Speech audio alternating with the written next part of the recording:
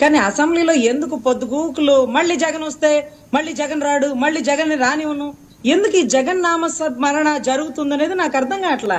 రాడు కదా, మర్చిపోదాం, ఏమవుతుంది? 15 ఏళ్ళు మనం ఉన్నాం, మన బలం ఉన్నాం, సెంటర్ లో మనమే, స్టేట్ లో మనమే, ఇంకోటి ఇంకా చాలా ఉన్నాయి కదా. ఎందుకు పొద్దుగూకులు జగన్ రాడు, జగన్ రానివ్వను?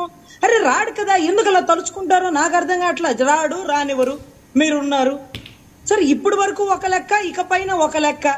ఆ అభ్యర్థి లేడు, ఈ అభ్యర్థి లేడు, నేనే ముందుకు వస్తా, నేనే ప్రెస్ మీట్ ఇస్తా, నేనే ప్రతి ప్రశ్నకి సమాధానం చెప్తా. 2 కొండలు పావురాల గుట్టలో కలిసిపోయాం మేమే ఎన్నో ప్రెస్ మీట్ లో, మీ ప్రెస్ మీట్ లోనే బాగా మురిగేవాళ్ళం. ఇప్పుడు చంద్రబాబు గారు మాట్లాడరు, పవన్ కళ్యాణ్ గారు మాట్లాడరు, 2 కొండలు అనే పదమే ప్రస్తావన లేదు. ఎందుకని? డైరెక్ట్ గా జగన్ గారే బయటకు వచ్చి జీవోతో సహా చూపించి ఈ జీవోని ఎత్తేద్దాం అనుకున్నాడయ్యా స్వామి, ఈ జీవో తెచ్చింది మా నాయన అంటూ సజ్జల గారు బయటకు వచ్చారు, జగన్ గారు బయటకు వచ్చారు, దానికి క్లారిటీ ఇచ్చారు. సో 5 ఏళ్లలో ఇన్ని కోట్ల అప్పు చేస్తే 27 నెలల్లో ఇన్ని కోట్ల అప్పు చేసినారేంటయ్యా అంటూ అది అడుగుతున్నారు.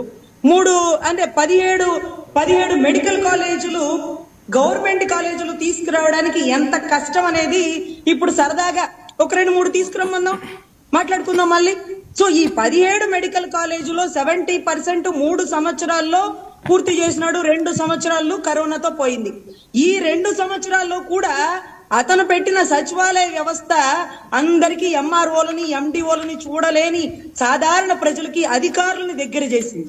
ఇంటింటికి వెళ్లి పథకాలు వాలంటీర్ ద్వారా అందించింది. ఈ వాలంటీర్లే లేకపోతే రాష్ట్రం కరోనాను కూడా ఎదుర్కోలేని పరిస్థితి అయ్యేది. పోలీస్ ఆఫీసర్లు, ఎంఆర్ఓలు, పెద్ద పెద్ద అధికారులు, ఎమ్మెల్యేలు కూడా ఊపిరి పీల్చుకున్నారు ఈ వాలంటీర్ వ్యవస్థ ద్వారా. సో ఇప్పుడు వాలంటీర్ ఒక శత్రుత్వం ఉంటది. అదే మాదిరిగా అమ్మఒడి లేకపోతే ఆడబిడ్డనిది ఇవన్నీ ఇవ్వలేదు కాబట్టి సార్ సిటీల్లో కృష్ణాంజనేయులు గారు లాంటి వాళ్ళు చెప్పుకుంటున్నారు. కానీ పల్లెటూర్లలో ఆ జగన్ అన్నే నయమయ్యా, ఏదో ఒకటి వచ్చో పథకం నొక్కుతాడు, ఓ బటనన్నా నొక్కేవాడు, కనీసం పథకాలన్నా పడతాయి అనే దాంతోనే ఉన్నారండి. వాస్తవానికి అభివృద్ధి అనేది ప్యానెల్లో కూర్చున్న వాళ్ళకే కానీ పాపం పల్లెటూరు వాళ్ళకి తెలియదు సార్.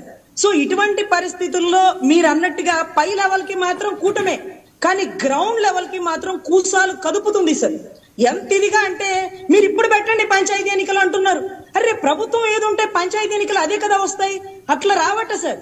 ఈసారి అలా కూడా మార్చేస్తామనేటటువంటి వ్యతిరేకత అనేది ప్రజల్లో అయితే మొదలైంది సార్. కూటమి సరిగ్గా చేయలేకపోయింది, కూటమి అనుకున్న మాట ప్రకారం ఏమీ చేయట్లేదు. సో ఏదో ఆర్టీసీ బస్సు ఫ్రీగా పెట్టేసి ఆ ఎర్ర బస్సు ఒక 4-5 వేసేసి ఆ టైంకి రాకుండా ఎవరికి అందుబాటులో ఉంటుందో అవి తీసేయండి. ఆడబిడ్డనిది మనిషికి 1500, ఇంటికి 3000, అది ఇది చాలా వచ్చినాయి సార్. సో 33,000 ఎకరాల రైతులకి సింగపూర్ ఫ్లాట్ పక్కన ఫ్లాట్ ఇవ్వలేదంటూ ఆ అమరావతి రైతుల్లోనే వ్యతిరేకత వస్తుంటే కప్పెట్టి కాపాడుతూ ఉన్నారు. ఇది కాక 40,000 ఎకరాల్లో ఇంటర్నేషనల్ ఎయిర్పోర్ట్. అర్రే ఔరా బ్రిడ్జ్ ఉంటదండి, ఔరా బ్రిడ్జి, ఔరా రైల్వే స్టేషన్ చాలా పెద్దది సార్. అంతకు మించిన రైల్వే స్టేషన్ ఇక్కడ వస్తుందట. 1500 ఎకరాల్లో రైల్వే స్టేషన్ కావాలి అంటే ఎంత పాపులేషన్ ఉండాలి అండి? ఇంటర్నేషనల్ ఎయిర్పోర్ట్ ఎప్పటికి వస్తుందండి? ఈ ముందు 33,000 ఎకరాలు చేయండి. జగన్ గారు వస్తారో రారో నాకు తెలియదు, కానీ ఈ మెడికల్ కాలేజీ ప్రైవేటీకరణకి టెండర్ వేసేవాడు ఎందుకు రావట్లో నాకు తెలియాల. అమరావతిలో రేట్లు కోట్లు అవ్వట్లేదు. ఇవన్నీ కూడా సాధారణ ప్రతి ప్రజానికం ఆలోచిస్తున్నారు సార్. పవన్ కళ్యాణ్ గారు చెప్తారు సార్ స్టేజ్ మీద, నాకు ఆ కంపెనీలు తీసుకురావడం నాకు తెలియదు అంటాడు. నీకు తెలియదని మాకు తెలుసన్నా.